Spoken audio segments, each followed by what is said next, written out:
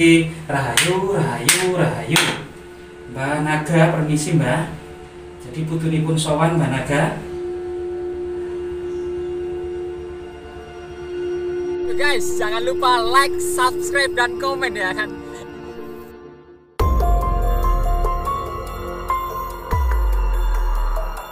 Kali ini kita menelusuri sebuah kehebatan masyarakat kuno, terutama pada masa kerajaan-kerajaan kuno di Jawa Timur. Masa Raja Airlangga, Kahuripan, Kadiri, Singosari, dan kebesaran kerajaan Majapahit. Di sisi lain, selain kebesaran politik, ekonomi, menyatukan Nusantara, dan kemudian memakmurkan Nusantara ini, juga perkembangan dan kejayaan di bidang religi dan spiritual, yaitu Gunung Taubannya sebagai akademi, tujuan para pensiunan kerajaan Majapahit mencari moksa, juga tujuan para pertapa guna mendekatkan diri pada Yang Maha Kuasa.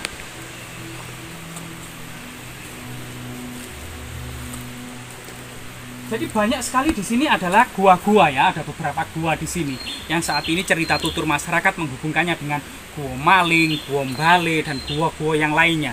Tapi di dahulu pada masanya merupakan gua pertapaan. Mengingatkan kita pada masa Airlangga yang kemudian Empu Kanwa pada tahun 1030 menulis kitab Arjuna Wiwaha yang menceritakan Arjuna bertapa di Gunung Indrakila, digoda 7 bidadari, tidak mempan. Bahkan 2 bidadari tercantik bernama Supraba dan Tilotama pun tidak mampu menggoda Arjuna. Bahkan kemudian para dewa turun. Salah satunya adalah Dewa Indra menyamar menjadi sosok Brahmana tua, berdialog dan berdiskusi dengan kebijaksanaan ya, agama-agama. Kemudian kembali lagi pergi ya, dan sebelum pergi menampakkan wujudnya sebagai Dewa Indra. Kemudian ada celeng serenggi atau babi hutan mengamuk, hendak kemudian mengganggu dan mengobrak-abrik pertapaan Arjuna.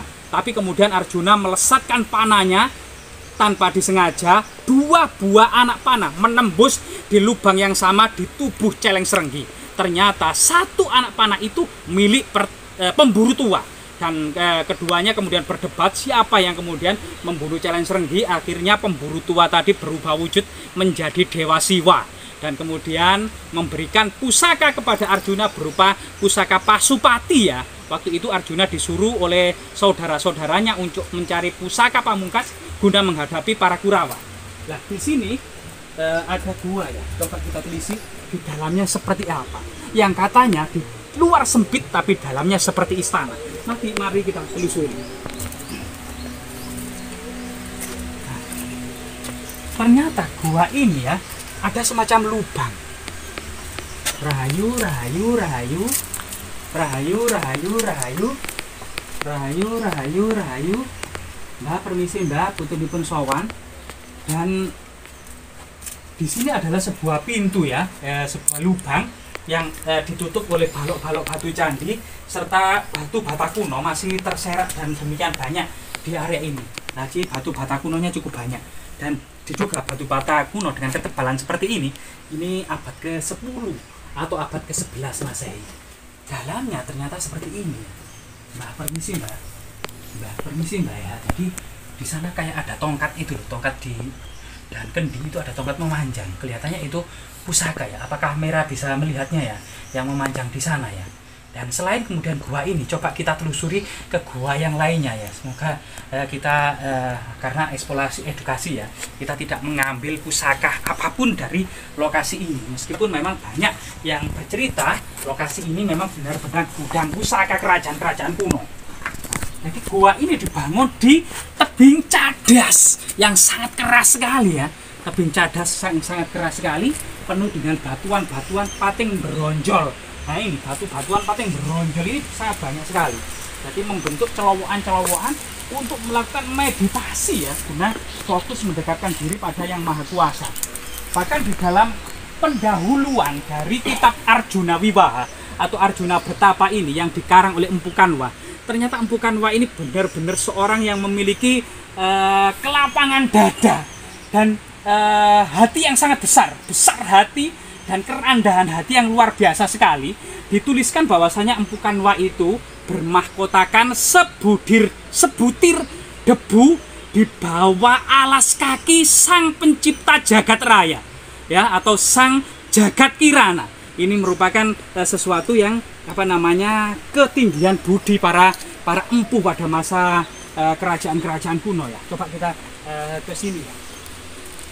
Dan luar biasa sekali ya, memang dulunya ini memang sebuah tebingnya dipangkas dan dipahat gitu ya, untuk kemudian pertapaan-pertapaan.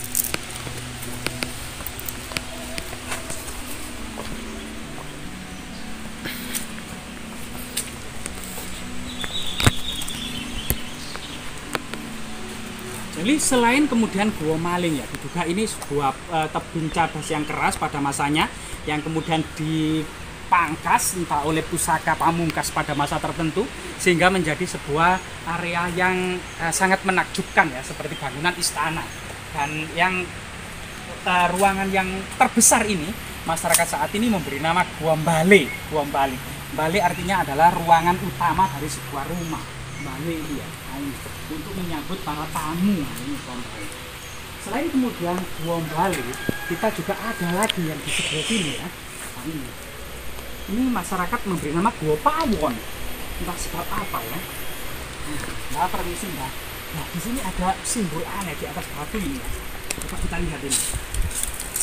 Jadi ini ternyata kita tidak sengaja. Ini ada sebuah simbol aneh yang maknanya apa sampai saat ini masih misteri.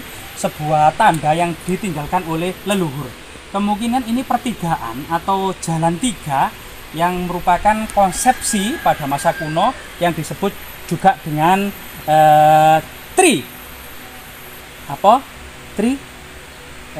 Trimurti. Trimurti atau tiga dewa tertinggi ya pada masa kuno. Apakah ini juga simbol Trimurti ya?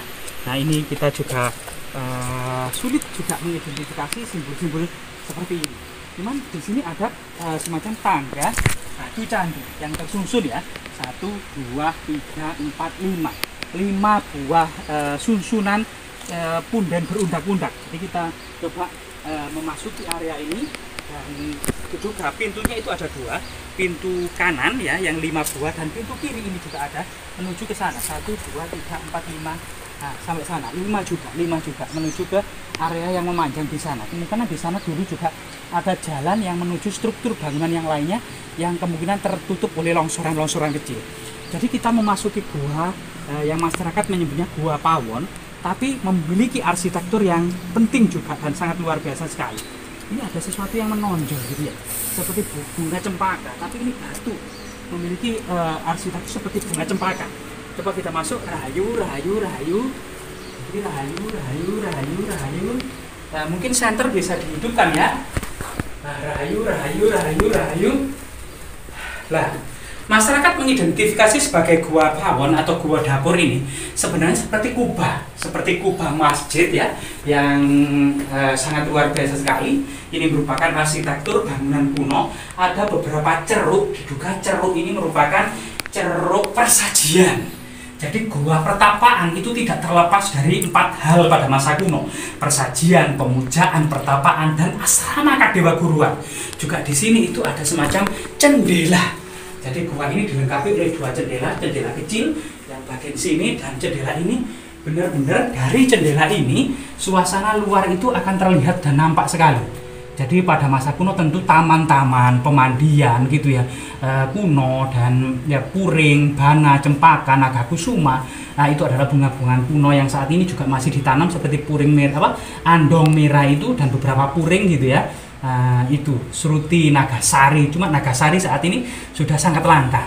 Dan yang paling hebat itu adalah sebuah kita temukan di sini dan nyata benar-benar itu ada ular naga. Nah, di sini ada arsitektur ular naga. Nah, Mbak, permisi Mbak ular naga, Mbak permisi Mbak ya. Nah, ini area paling magis dan paling sakral. Kemungkinan ini adalah tempat duduk seorang raja atau seorang pertapa maharsi ya, maharsi utama. Jadi rahayu. Mbak Naga, permisi Mbak. Jadi putunipun sowan Mbak Naga.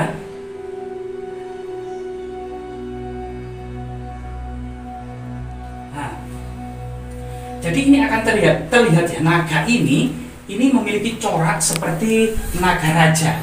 Jadi gigi-giginya ini saling berhubungan antara gigi yang bawah dengan gigi yang atas. Juga ini hidungnya gitu ya. Dan ini juga akan hidungnya ini akan terlihat tonjolan yang bagian atas. Ini kemudian matanya dan ini mahkotanya. Jadi mahkotanya atas ini sangat kuno sekali mahkota ini ya. Mahkotanya ini, bahkan mahkota di sini itu digambarkan seperti gunungan ya, gunungan. Ini merupakan filosofi bahasanya naga Ananta ini pada masa kuno dipercaya menopang alam semesta di atas mahkotanya. Jadi mahkota ini, dan ini ada jenggernya seperti ular dumung atau ular entong atau ular kobra ya. Ini mengingatkan pada naga abad ke-11, yaitu naga-naga raja era kerajaan Kahuripan. Di sisi yang lain, naga ini tanpa berjenggot loh. Biasanya naga itu ada jenggotnya sebagai simbol untuk membedakan naga laki-laki dan naga perempuan.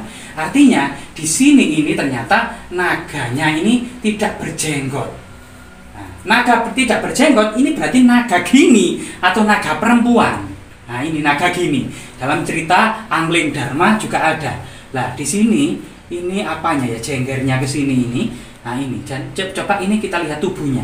Tubuhnya ini masuk ke dalam gua ya, menyatu ini kemungkinan ya, jika kita telisik. Dan kemungkinan ekornya itu ini apa ya? Jadi ini ekornya ya. Apa ini karena runtuh? Nah kita tidak tahu. Kalau ini kemudian runtuh, cuil itu apa namanya, rusak ya. Nah itu kemudian ekornya itu memanjang ke sini, ke sini. Coba kita cari ekornya. Nah, ini kalau ini masih tubuhnya yang kemudian sebagian aus ya, kemudian ini tinggal fragmen ya.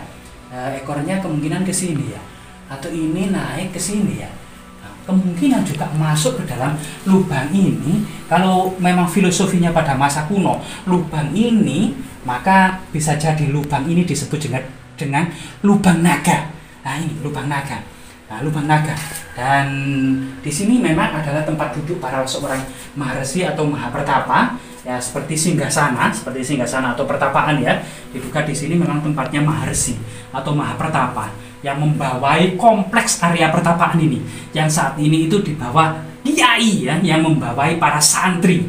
Dan kiai dan santri pun juga bahasa lokal ya. Santri juga bahasa Sanskerta, berasal dari kata sastri, yaitu murid agama Buddha. Nah ini pesantren atau pecantrian atau pesantren ini berasal dari kata cantrik ya, dan ini luar biasa sekali. Sehingga kemudian temuan naga di sini ini berarti bisa jadi memang ragam hias naga, muka naga, jengger dan mahkotanya ini mengingatkan pada arsitektur candi gua pertapaan pada abad ke-11 Masehi. Naga ini mirip dengan gua yang ada di Gua Selomanglang Kediri. Nah ini ya juga memiliki motif seperti ular kobra. Nah ini ular kobra ya. Ular kobra. Jadi kita tidak sengaja kemungkinan naga ini juga milik Angling Dharma ya. Naga raja dalam cerita Angling Dharma. Nah ini juga ada semacam tempat duduk apa namanya, seperti dibuat seukuran dengan duduk satu orang manusia ya. Coba Mbak permisi Mbak permisi, coba kita praktekkan ya. Mungkin kamera agak mundur. Jika kita mungkin bisa duduk di sini, Mbak permisi Mbak, kita mohon izin untuk kemudian edukasi apakah ini memang tempat duduk para pertapa yang muat satu orang pertapa. Nah posisinya seperti ini ya. Nah ini bisa satu muat juga. Karena saya mungkin terlalu gemuk ya. Nah, jadi agak mundur. Mungkin waktu itu orang-orang bertapa mungkin seperti ini ya. Nah seperti ini ya. Nah ini tempat duduk pertapa. Tapi juga bisa jadi ini relung, sebuah relung untuk menaruh arca pertapaan. Nah, jadi disinilah kemudian ada semacam pelajaran ya dari terbentur ya. Kita mungkin harus apa namanya segera kemudian meninggalkan lokasi ini karena mungkin penghuninya juga tidak terlalu mengizinkan kita terlalu lama-lama di sini. Nah ini mari kita kemudian tetap melestarikan naga raja sebagai kemudian simbol raja-raja penguasa Jawa, penguasa Nusantara yang menopang alam semesta, menopang urusan rakyat banyak di atas kepalanya. Ini sesuatu yang kita ambil pelajaran bagaimana banyak pemimpin era saat ini hanya mementingkan diri sendiri tanpa memperhatikan urusan rakyat banyak di atas kepalanya. Jasmillah, jangan sekali-kali. melupakan sejarah.